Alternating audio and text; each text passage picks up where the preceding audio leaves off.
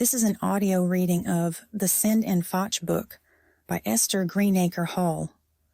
Twilight was weaving dusky blue threads through the warp of the tree branches as Nancy Davis stepped from the back door of the log cabin that squatted like a gray toad on the bank of Dogleg Creek.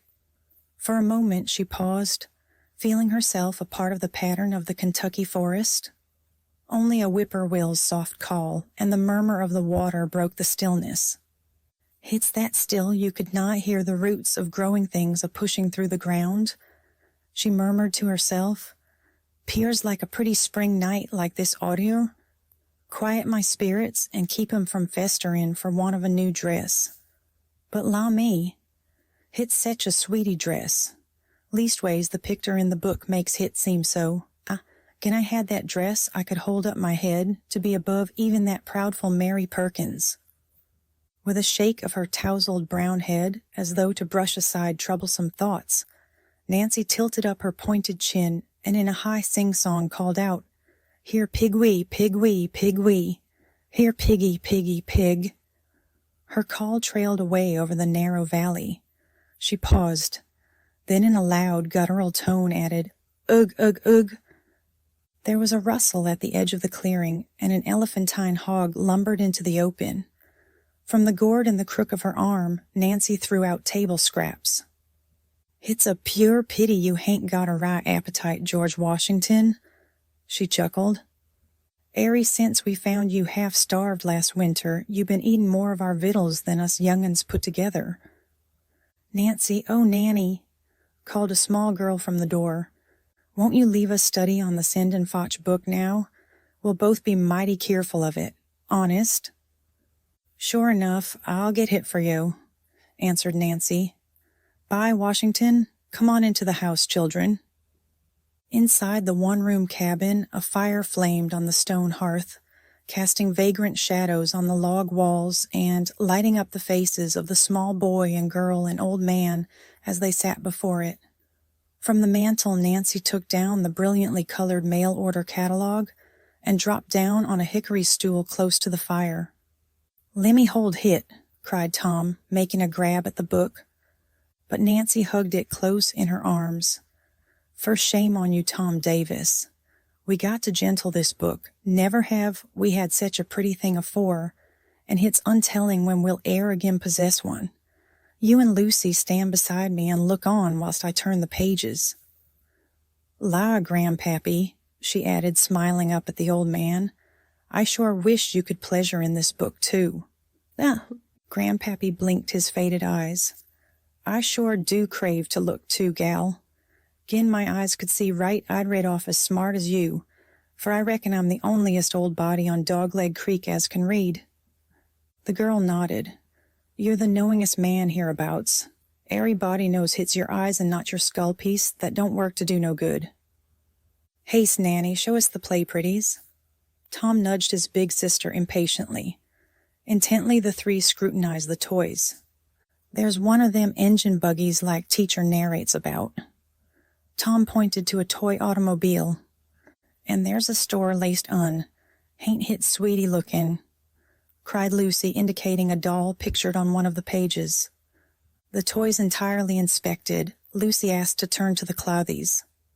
"I plumb hate to look at wearing things," Nancy said hesitantly. "Hit hurts my feelings to say clothes we need so terrible bade and can't buy." Lucy's face was wistful as she eyed the models in the dress section. "Them dresses is too pretty to wear," she sighed. "I allow folks just buys them to gladden their hearts by looking on them a day. They don't never wear them, do they?" "Silly wit," scoffed her brother. "Course folks wear them. Hurry up and leave me see the overalls. They're what I want." But Lucy hovered over the dresses. "That blue one's the dress I hungers at her," she said. "And Nanny wants that red one. Don't you, Nanny?" Nancy said nothing but stared at her favorite. It was a large colored style plate, red and white print with perky ruffles. "That's just the kind of dress I've been a-craving all my days, only I didn't know it," she thought. "Gin Mary Perkins could see me in sech a fine frock." She bent close to the page and read below the picture. One of the loveliest dresses 1.35 ever bought. Study its lines a moment. The graceful drooping bow, the graceful ripple of the new flounced cuffs, of the fashionable peplum ruffle in front, of the all-around flared skirt, the easy curve of the fitted waist. Picture the gay red background with white figures. Remember that the fabric is guaranteed washable. Sizes 14 to 20 years, 1.35. Some of the words Nancy did not understand, but they sounded grand, like poetry the teacher read in school. She shut the catalog abruptly. "Oh, Nanny, I ain't finished looking." "Let me see the overalls." But Nancy was firm. "Gin we look on hit much longer, we'll get to craving things so bad, we won't pleasure in a rye thing we have or do." Grandpappy looked at her understandingly.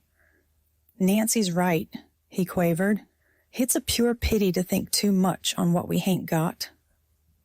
Nancy stood up and put the catalog back on the mantel. "Shuck off your clothes, young uns, and go to bed," she said. When the rest were asleep, Nancy crawled out of bed and wrapped a quilt around her shoulders. "I'm weak, pure weak," she thought as she took down the catalog and crouched beside the hearth. By the light of the dying embers, she stared at the red and white dress, reading again and again. One of the loveliest dresses 1.35 ever bought. May slipped slowly into June. Every day from sunup to sunsetting, the Davis children hoed corn in the steep patch that lay high on the hillside above the cabin.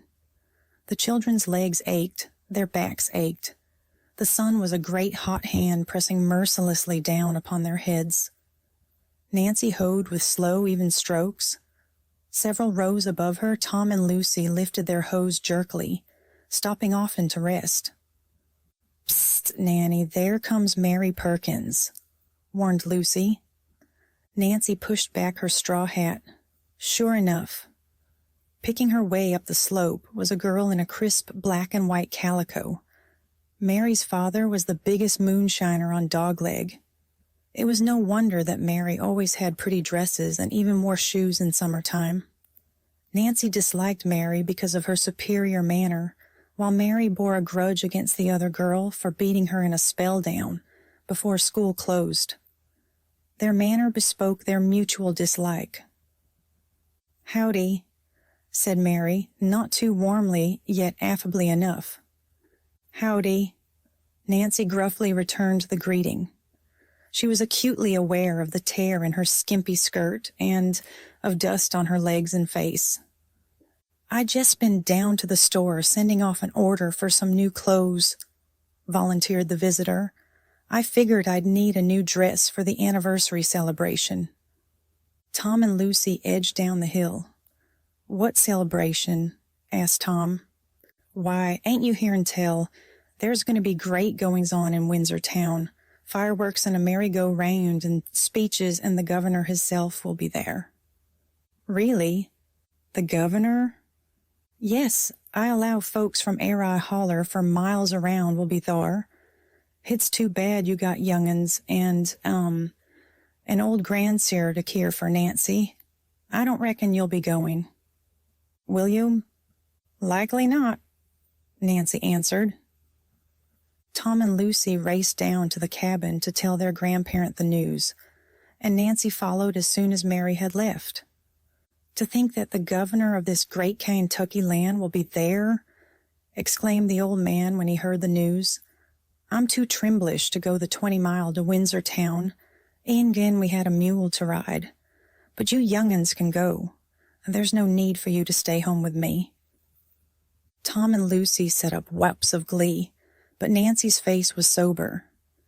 "I don't feel to go without you, Grandpappy," she said. "I'd rather bide at home." "Shame on you, Nancy Davis," scolded Grandpappy. "Would you keep the young guns from paying honor to our grandsires that made this Kentucky land free from the English rule? I'm nigh the end of the trail, but you young uns are just putting foot to life. You need to see great folk like a governor so's you'll everly grow big in your deeds and thoughts." "What'll we wear?" cried Lucy. Nancy frowned. "For Massy's sake, I don't see how we can go to Windsor town.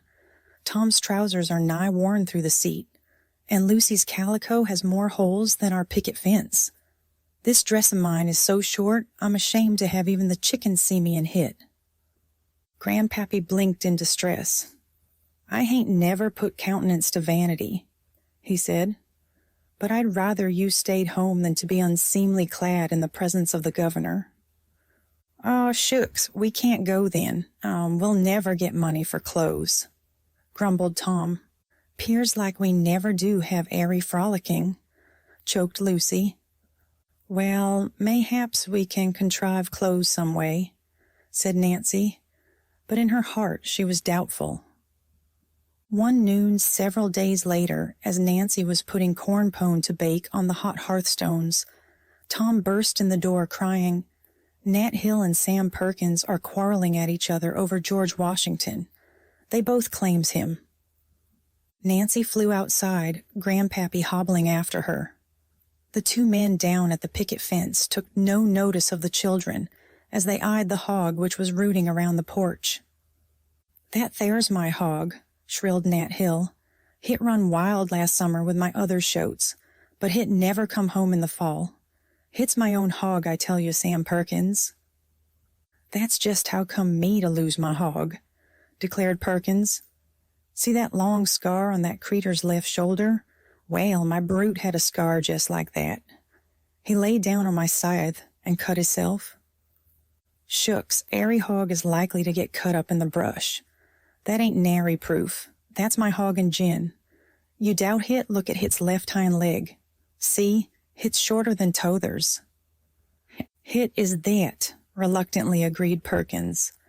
"Yes, and hogs can't shorten their legs theirselves. Their legs are born right or not right. Now my hog was born with 3 right legs and 1 short like. That's my hog for sartain, and I'll just take him long home." "Neither of you is toting that hog away," cried Nancy. The men turned to her in surprise. "How come you buy that hog, gal?" drawled Perkins. "He come here nigh starved last winter," answered Nancy. "We fed him like a lastun for months. Being's how you hain't sartain you ever even seen him afore, I'll keep him." Her eyes flashed, and her voice was determined. "Dad burned, but I craves that shoat," grumbled Perkins. Nancy's eyes narrowed. "For why don't you buy hit offen me?" The men shuffled their feet in the dust. "Wal, I don't," began Hill. But Perkins smiled in a superior manner. "I'll give $1." Hill's mouth dropped in surprise, but Nancy turned and walked away. $1? She said scornfully over her shoulder. "Hey, gal, I'll part with $2, called Hill. "4, shouted Perkins. $4.50. The men glared at each other. $5, boomed Perkins. Nancy hastened back to the fence. "He's yourn. Gin you got the money, you can tote him home now." In awed silence, the others watched Perkins open a worn leather pouch and extract 5 crumpled dollar bills. Who but a moonshiner could possess that much money at one time? Nancy stretched out her hand. Her fingers trembled slightly as they gripped the bills. "Run fetch a rope for Washington," she told Tom in a voice husky with suppressed excitement. "Well, $5 a right smart bit of money," said Hill as he started off to follow Perkins and the hog down the trail.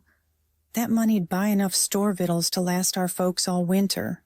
I'm right proud I didn't squander airy cash. Besides, the shoat hain't as fine looking as I jedged it was at first." As soon as the men were out of sight, the Davises hugged one another excitedly. "Now we can buy some clothes," squealed Lucy. "We'll go to Windsor town." "You can see the governor?" beamed Grandpappy.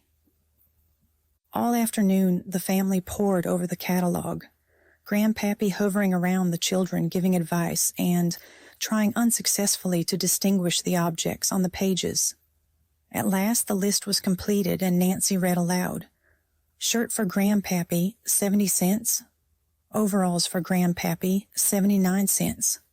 Shirt for Tom, 50 cents. Overalls for Tom, 79 cents. Dress for Lucy, 79 cents. Dress for me, $1.35. She paused. It ain't seemly for me to get a costlier frock than Lucy. Shucks, gal. You need that red dress? For your spirit's good, said her grandfather.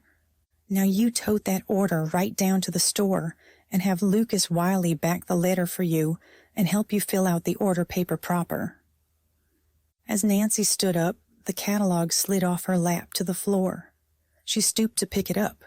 It was open at a page of queer-looking articles. Beneath the largest one pictured there, she read, "For those who can't see to read, this magnifying glass is a blessing, guaranteed to make letters 3 times their normal size. Even the weakest eyes can see when this is used. It sells for only $1.20. Nancy stared at it. Was there really something that could help Grandpappy read? "Hain't you never come in?" called Tom. "Walk on," answered Nancy. "I'll foller."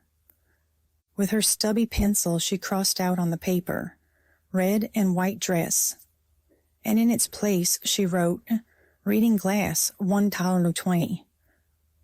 "Bye, Grandpappy," she said huskily.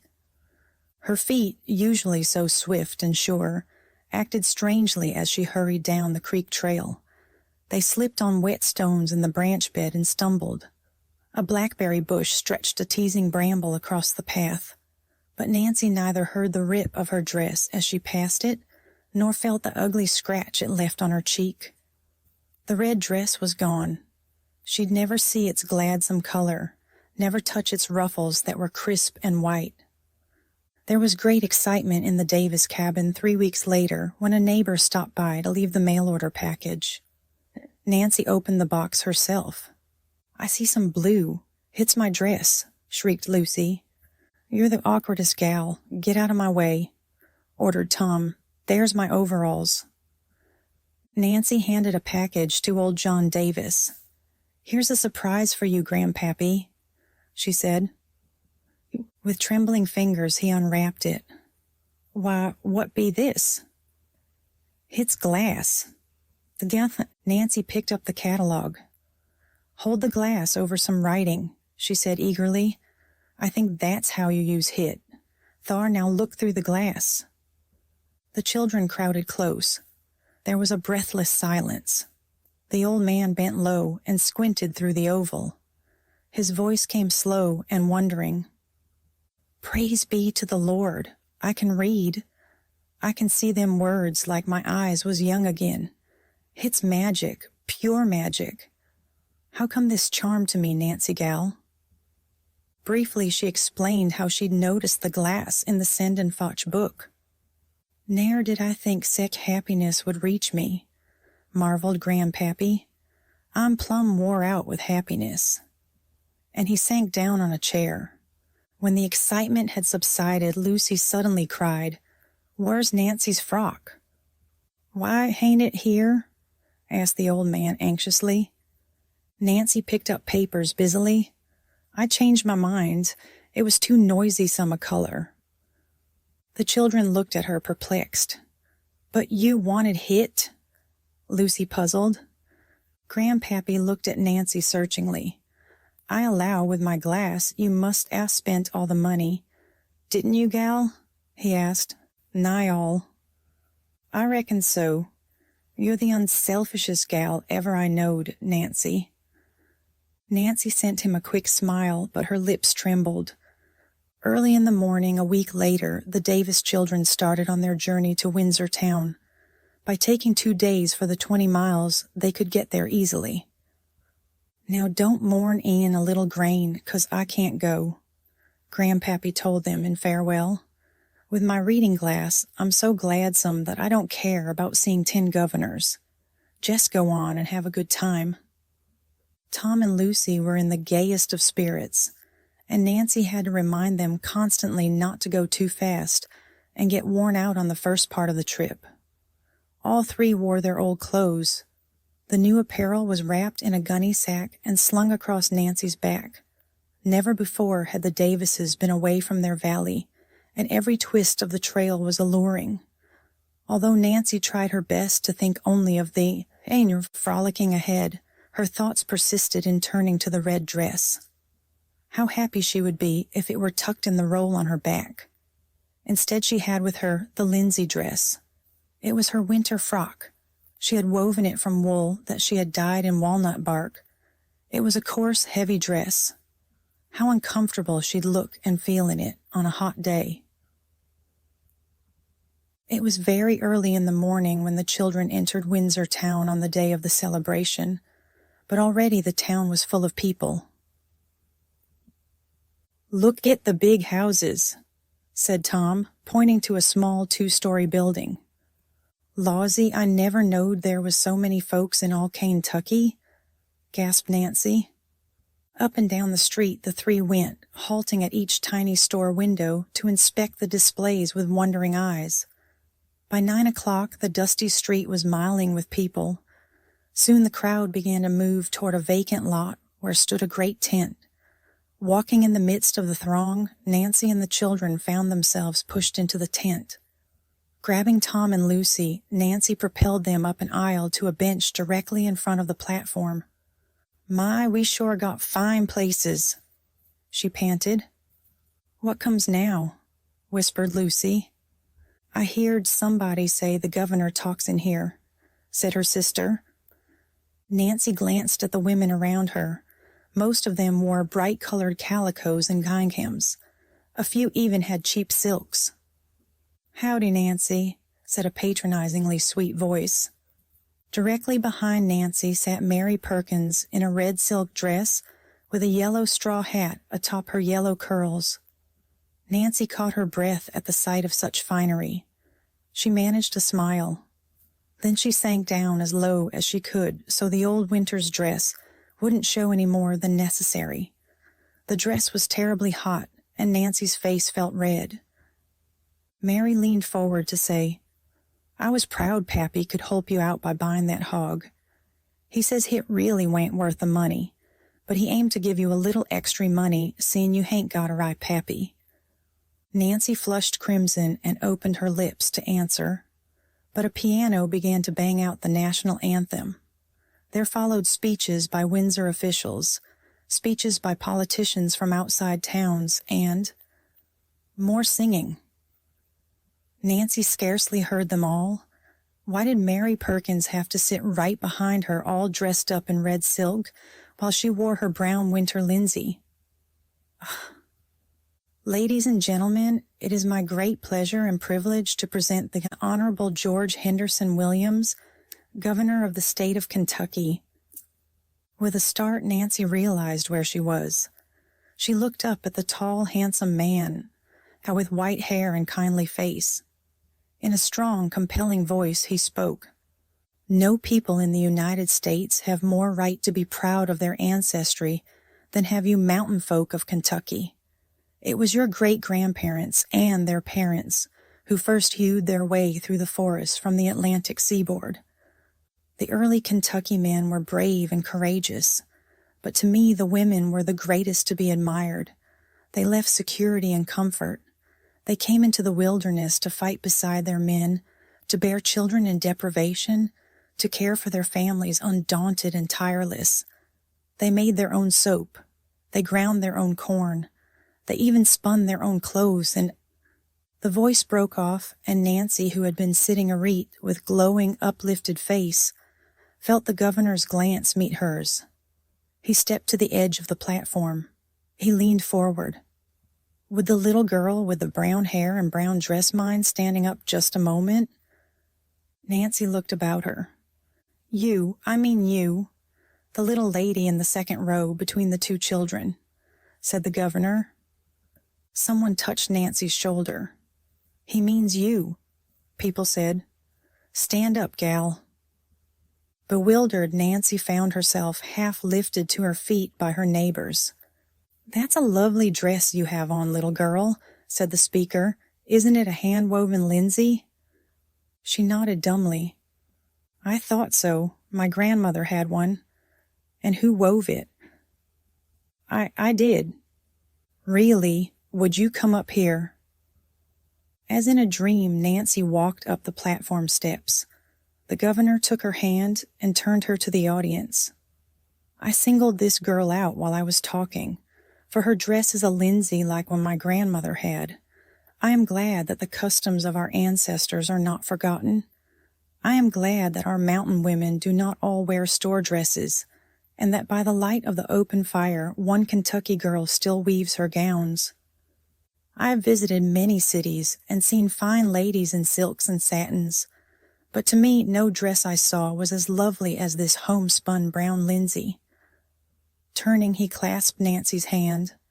There was tumultuous applause. People stood up as Nancy went down to her seat. They craned their necks to see the girl who had been honored by the governor.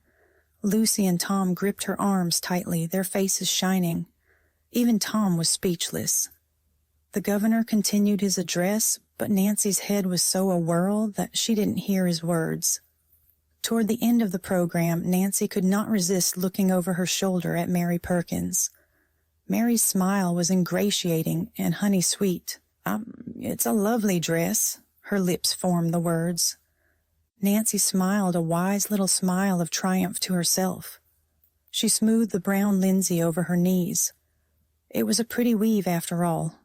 It must be getting cooler all of a sudden, for she now felt very comfortable in the winter dress.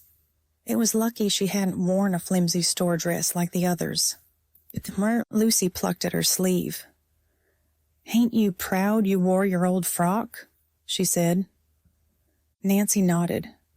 "The red dress was right smart looking," she whispered back, "but hit was too noisy some a color. A body wouldn't feel to live with hit long.